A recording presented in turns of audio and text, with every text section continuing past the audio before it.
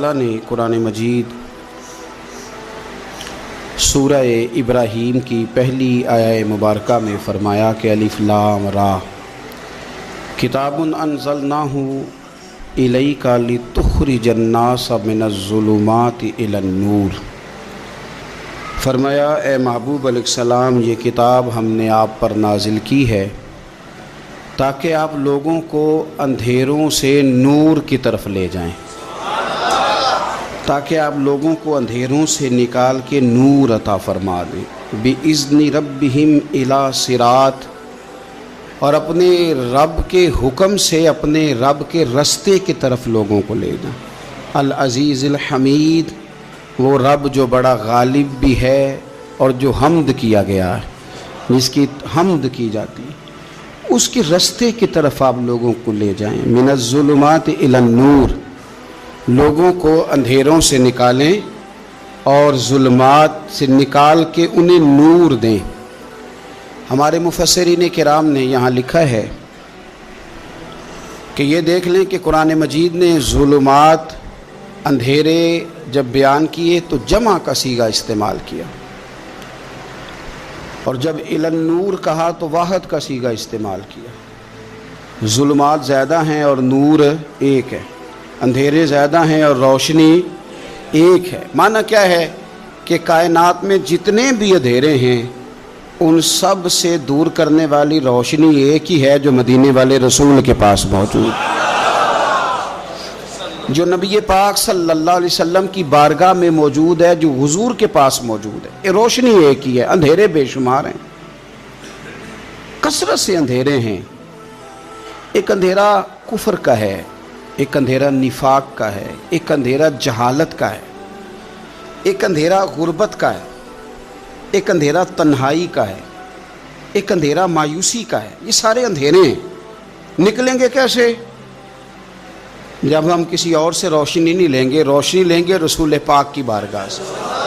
میرے عزیز، آپ جتنا مرضی بھاگ لیں، جتنا مرضی دوڑ لیں، جتنی مرضی آپ ترقی کر لیں، پڑھ لیں، جو مرضی کر لیں، اندھیرے پیچھا نہیں چھوڑتے، اس لیے کہ یہ اندھیرے گہرے ہیں، ان کے مختلف روپ ہیں، ان کے مختلف رنگ ہیں، یہ مختلف طرح کے اندھیرے ہیں۔ یہ آپ کا پیچھا تب چھوڑیں گے جب آپ نور مصطفیٰ سے روشنی حاصل کریں۔ میرے رسول پاک صلی اللہ علیہ وسلم نے ہمیں روشنی دی ہے، میلاد والے محبوب صلی اللہ تعالی علیہ وسلم نے ہمیں نور دیا ہے، اور ہر موقع پر روشنی دی ہے۔ ہر موقع پر کسی ایک موضوع پر آپ رسول پاک صلی اللہ تعالی علیہ وسلم کی کسی ایک موقع پر آپ حضور کی تعلیمات حاصل کرنا چاہیں گے تو درجنوں حدیثیں ملیں گی، آپ کو سینکڑوں کے لحاظ سے اشارے اور تعلیمات ملیں گی، ہر چیز آپ کو میسر آئے گی اور آپ کو لطف آئے گا۔ میں کل ایک بزرگ کی بات سن رہا تھا، مجھے بڑا مزہ آیا۔ وہ حدیث پاک بیان کر رہے تھے کہ نبی پاک صلی اللہ علیہ وسلم نے فرمایا کہ میں اور یتیم کو پالنے والا قیامت کے دن اس طرح ہوں گے جس طرح یہ دو انگلیاں جڑی ہوئی ہیں۔ تو فرمانے لگے دیکھ لو، میرے نبی پاک کے لفظ بھی محفوظ ہیں اور میرے نبی کے اشارے بھی کتابوں میں محفوظ ہیں۔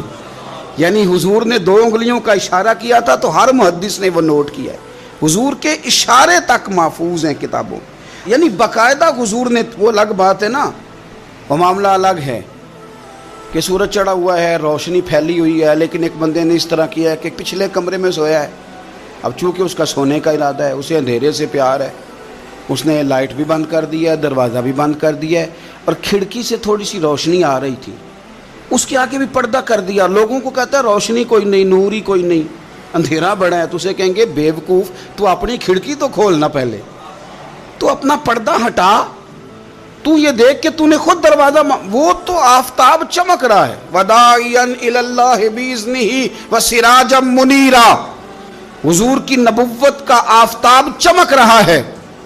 کوئی سیکھنے ہی نہیں نکلتا، ٹائم ہی کوئی نہیں، مصروفیت ہی بڑی ہے۔ نکاح کا ٹائم آیا تو ساری چیزیں سیکھ لیں، آداب نکاح نہیں سیکھے، قرآن و سنت نکاح کے بارے میں کیا فرماتے ہیں یہ نہیں سیکھے۔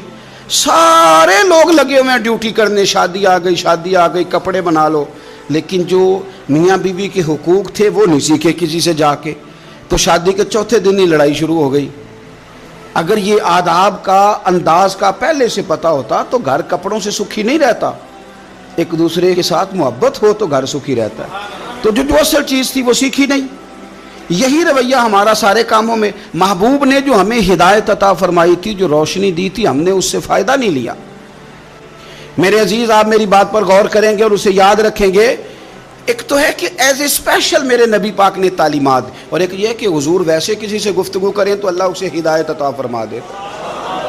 سیرت النبویہ میں موجود ہے، حضرت بریدہ اسلمی رضی اللہ تعالیٰ عنہ صحابی ہیں، وہ فرماتے ہیں کہ جب ابو جہل نے اعلان کیا نا کہ جو معاذ اللہ ثم معاذ اللہ نقل کفر کفر نہ باشد، حضور ہجرت کر کے مکہ مکرمہ سے مدینہ طیبہ جا رہے، تو جو سید عالم صلی اللہ علیہ وسلم کو گرفتار کرے گا اسے 100 سرخ اونٹ دیے جائیں گے۔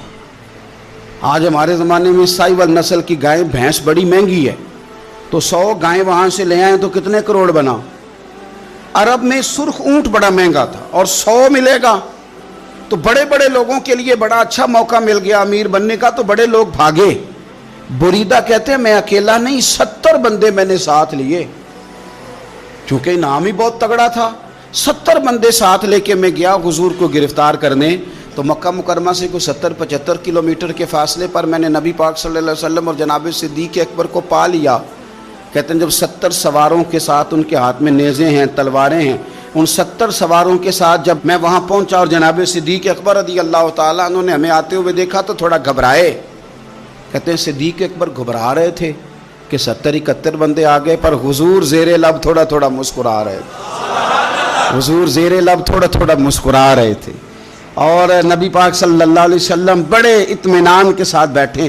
بریدہ آ گئے اور جب آ کے کھڑے ہوئے نا تو حضور نے پوچھا تمہارا نام کیا ہے؟ ایک بندہ گرفتار کرنے آیا ہے۔ میں نے کہا کہ جب آپ کو بڑا ڈر چڑھا ہو تو روشنی مدینے والے رسول عطا کریں گے، چاروں جانب خوف ہو تو نور میرے نبی سے لے لو، انشاءاللہ دل ٹھنڈا ہو جائے گا۔ حضور نے نہ پوچھا تھا، بندہ پکڑنے آیا ہے، وہ آیا 70 بندے لے کے گرفتار کرنے، حضور پوچھتے ہیں تیرا نام کیا ہے؟ کہتے بریدہ، برد عربی میں ٹھنڈے کو کہتے ہیں۔ حضور جناب صدیق اکبر کی طرف دیکھ کے فرمانے لگے کوئی ڈرنے والی بات نہیں ہے، تو معاملہ ہی ٹھنڈا ہے سارا۔